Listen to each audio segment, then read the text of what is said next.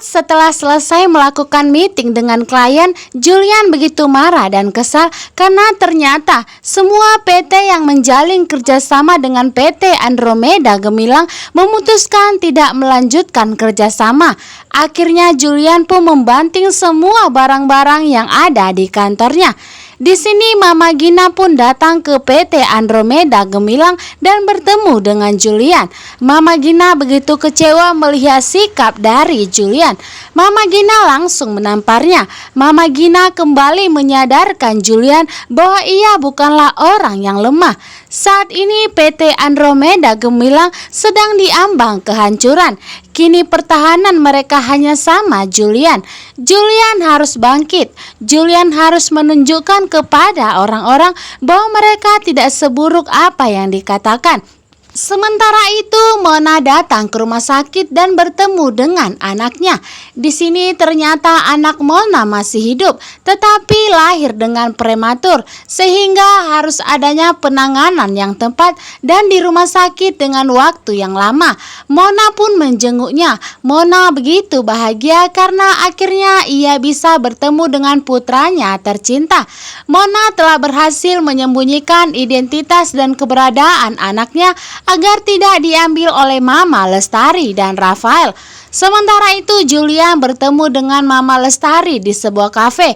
Di sini Mama Lestari kembali julid kepada Julian, mengatakan bahwa Julian tidak pantas keluar dari penjara. Julian harus mendekam di kantor polisi selama-lamanya, membuat Julian semakin kesal dan semakin emosi. Mama Lestari pun tidak biasa melihat sikap dari Julian yang seperti ini. Akhirnya Mama Lestari hanya bisa terdiam karena Julian begitu marah. Julian mengeluarkan semua amarahnya di depan banyak orang. Kini Julian semakin tegas dan tidak mau lagi diinjak harga dirinya oleh Mama Lestari. Julian akan membalaskan sakit hatinya. 5 bulan di penjara bukanlah waktu yang singkat. Julian akan memberikan pelajaran kepada Mama Lestari dan kepada Rafael yang telah tega memfitnahnya. Sementara itu di kantor pengadilan, Romi dengan liciknya memberikan bukti perselingkuhan Tante Wulan dengan Alfa. Padahal sebenarnya mereka tidak terjadi apa-apa, tetapi inilah cara Romi untuk mencari pembelaan di depan Pak Hakim. Romi mengatakan bahwa Tante Wulan sengaja menggugat cerainya karena saat ini ia sedang selingkuh dengan Pak Alfa. Tentunya di sini Tante Wulan begitu kaget. Tante Wulan kembali mengatakan bahwa sebenarnya Romi lah yang telah jahat kepadanya dan telah menikah tanpa sepengetahuannya. Di sini perdebatan pun semakin terjadi, tetapi Romi memasang wajah sedih agar pihak hakim dan kejaksaan percaya bahwa apa yang dikatakan adalah benar. Sementara itu di rumah sakit Pak Gunawan kondisinya masih kritis dan belum sadarkan diri. Di sini Julian pun datang. Julian begitu marah dalam hatinya karena seharusnya orang yang mendekam di kantor polisi adalah Pak Gunawan. Karena Pak Gunawan lah yang telah tega membunuh kedua orang tua istrinya. Tetapi saat ini justru Pak Gunawan malah bebas dan tidak terjadi apa-apa.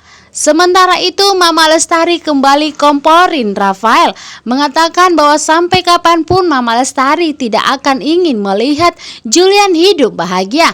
Akhirnya mereka pun sekongkol untuk menghancurkan PT Andromeda Gemilang.